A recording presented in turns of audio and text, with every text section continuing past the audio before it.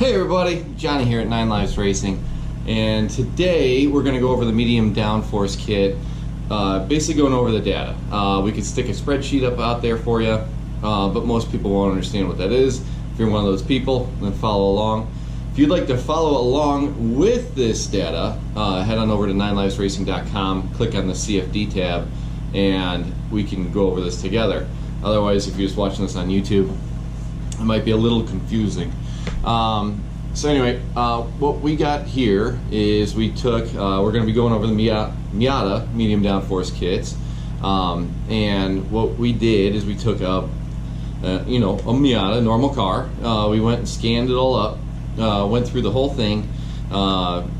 We mapped out the bottom of the car, the top of the car, you name it, the ride heights, wheel sizes, brakes, blah blah blah, all that stuff, and we built a CAD model out of it. From the CAD model, we then put it into our CFD system. That's where we go through and we scan the whole thing up and run different simulations, and that's what we have right now. So let's go into it.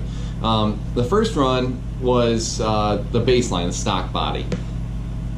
Excuse me. So the stock body is normal car, normal ride height. This is stock ride height, kind of a car, and what we got from that was were some results. So we got 229 pounds of lift. That means the car, as it goes faster, actually gets lighter. So the air traveling over the body of the car actually pulls it vertically. So that's what we got on the stock body, about 229 pounds. Everything we talk about pounds is at 150 miles an hour, which we know Miata can't do, but that's what we operate in. So we know what's what's good and what's bad, so we compare it to everything else. So we got 229 pounds of lift, which isn't great. The big shocker was we got 396 pounds of drag. Frankly, I think the C5 Corvette was less than that, and that's a bigger car. So it was a draggy little car, that's for sure. And see if we can make that a little bit better. We kind of went through some more runs, did some more things, and then we released we ultimately lowered the car 2 inches. It's a pretty common thing that most people do. When we lowered it, it did help reduce some of that crazy amount of drag. Dropped down about 6%. But what it did instead was made the lift worse, almost 36% worse, way worse. We see about 7% is where you notice. Like if we change, when you do changes on a race car, if you do about 7%, that's where we notice people actually can notice it. Normal people can notice it. Pros, it's a little bit lower, about 2-3% changes they can pick up on. But this increased 36%. It's huge. It's insane. So making a ton of lift, and that's just from lowering it 2 inches, is something that everybody does. So when it makes lift, what it means is as you go faster, the car gets lighter. The steering wheel starts getting a lot lighter, and it's harder to hold onto the car. Makes you a lot harder for it to drive. So at that point, did some more development, more work.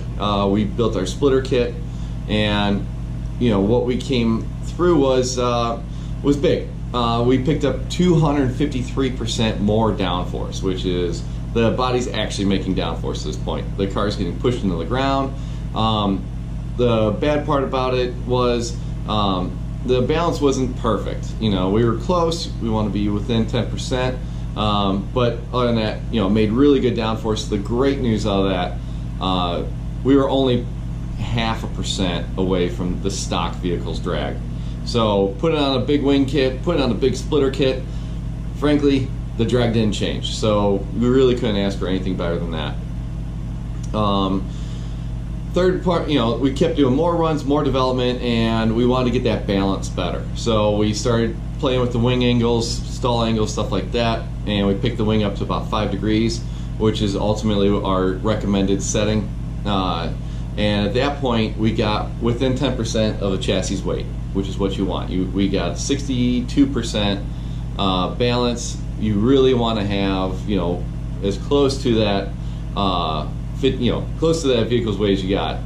62% is a little bit still nose heavy, not terrible. You could add a gurney into it, and that thing would be right on time. That being said, the nose arrow on our CFD and nose arrow in the tunnel seems to change a little bit. We usually have a little bit less front downforce than what the CFD says when we hit the tunnels, when tunnel set is. So that's usually something to be taken into consideration as well.